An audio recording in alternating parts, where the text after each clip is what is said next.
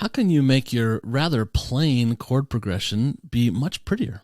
That's what we're going to talk about today in Dr. Doug's Daily Tips for How to Write Great LDS Church Music. Today we're looking at hymn 125, How Gentle God's Commands.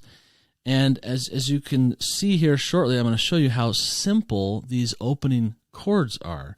And then there's one little element that the composer uses to turn these really simple chords into something far more interesting and far prettier and pretty fun to sing too.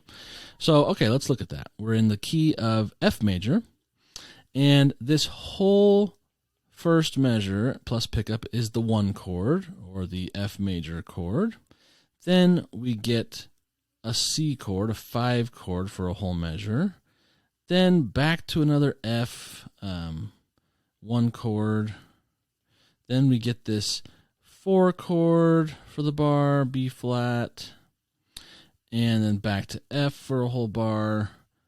Okay, so it's kind of boring. It's just like, okay, 1 chord, 5 chord, 1 chord, 4 chord, nothing crazy special. There is a little chromatic bit here. We'll talk about some chromatic things like that another day. But the thing I want to draw your attention to today is he takes this rather boring 1, 5, 1, 4, 1, 5, and soups it up with by moving in threes. Here, so you see the opening chords here: 1, 5, 1, 4, 1, 5. Okay. Pretty basic, kind of boring. But look what he does with the soprano, alto, and tenor. They are working almost like a presidency, right? They're unified in threes.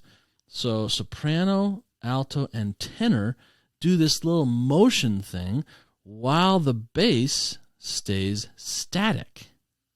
Okay? And they do this little leaping down within the 1 chord.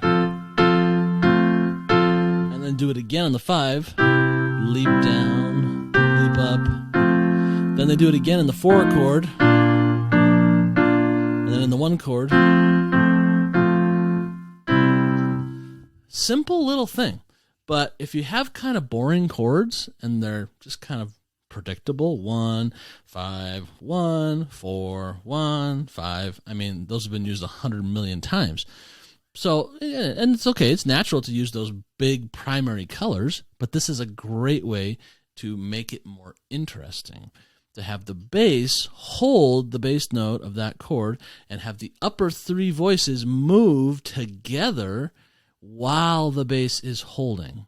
So this is both a rhythmic thing, how the bass is holding for a half note while the upper voices are leaping down, but then it's also a revoicing technique, because the first use of the 1 chord has the root there, the 5th, root, 3rd, and then the upper voices revoice the 1 chord so that the tenors get the 3rd, and the altos get the 5th, and the sopranos get the root, and then back up.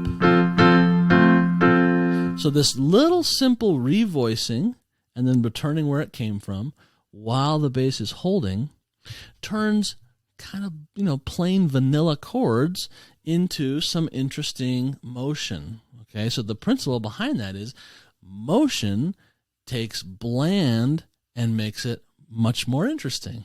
Okay, and you can do this with any chord, really. Even if you're getting chromatic, you can do this kind of revoicing motion over a longer bass note anywhere. Any kind of harmony you can do this to make the texture of the music more interesting. So you don't have to use wild chords to make your music interesting. You can use some simple motion and some simple revoicing of chords just like this, where some of the voices are working together against another voice that's doing something different, and just those simple differences make the texture much more interesting. That is your tip for today. It actually continues into the second line. The same principle keeps going, but there's nothing else to explain. It's the same thing. Hope you enjoyed that. If you did, please hit subscribe and ring the bell so you get notified every time I post a new video. And if you'd like some more free tips, head over to latterdaymusiversity.com where you can get a bunch more. That's all for today. See you next time.